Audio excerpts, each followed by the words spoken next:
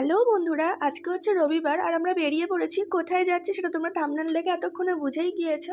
এটা অনেক আগের ভিডিও, আমার পোস্ট করা হয়নি। আর জানো তো বন্ধুরা, আমি যখন বাপের বাড়িতে যাই আমার সবথেকে পছন্দের জায়গা মানে এখানটা দিয়ে পাস করতে আমার খুব ভালো লাগে। মানে শুধু আমার না, আমার ছেলেও খুব খুশি হয় জাহাজগুলোকে দেখে। তো আমার নিজেরও খুব ভালো লাগে এখানটা, সেকেন্ড ব্রিজটা আমার ভীষণ পছন্দের। মানে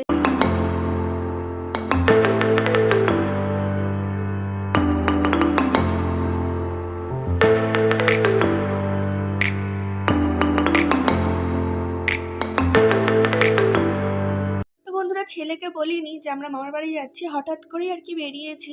আর আজকে জানো তো মায়েরা পুরী থেকে বাড়ি এলো।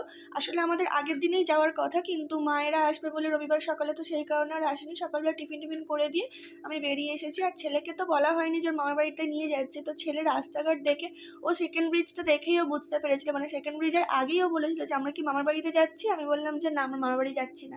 তো তারপর যখন এখানে এলাম তখন ও পুরো কনফার্ম যে ও মামার বাড়িতেই যাচ্ছে। ও খুব খুশি।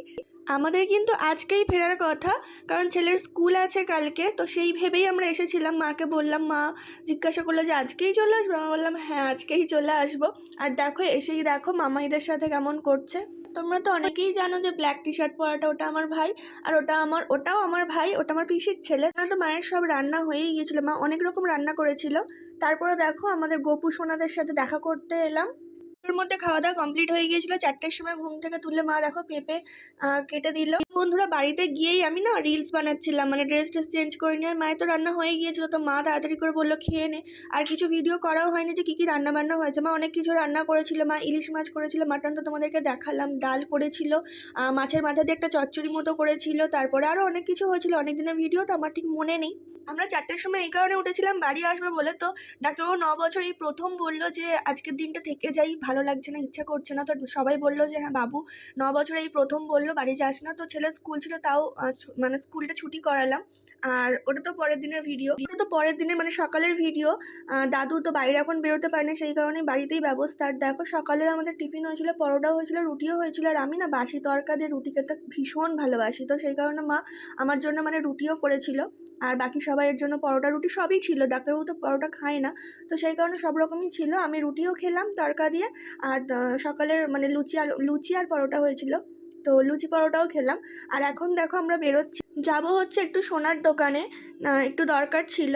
তো বন্ধুরা দেখো এই চোকারটা কেমন লাগছে তোমরা কমেন্ট করে জানিও। আমার তো ভীষণ ভালো লেগেছে, আমার বোনেরও খুব পছন্দের।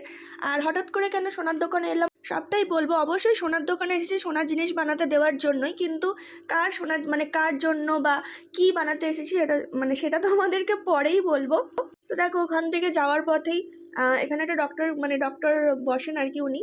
তো সেখানে একটু ঘুরে গেলাম। এখানে না ডক্টরের কাছে না অনেক খরগোশ, তারপরে মাছ, অনেক কিছু থাকে মানে বাচ্চাদের ভোলানোর জন্য।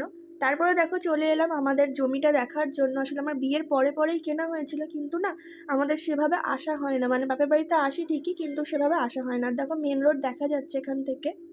বাড়িতে এলাম তখন 1টা বাজে। মা তাড়াতাড়ি করে বললো আগে খেতে বস, কারণ তোরা আবার বাড়ি ফিরবি, তো খেয়ে আগে রেস্ট নে। আর দেখো আজকের মেনু ছিল ডাল, বাঁধাকপি আর শাক দিয়ে কিছুটা তরকারি বানিয়েছিল, মাছের ঝাল ছিল, মাছের ঝোল ছিল, 2 রকম মাছের ঝোল ছিল, আর চিকেন আর ভাজাভুজি। তো আসার সময় বাবুর মামাই বাবুকে দিয়েছে।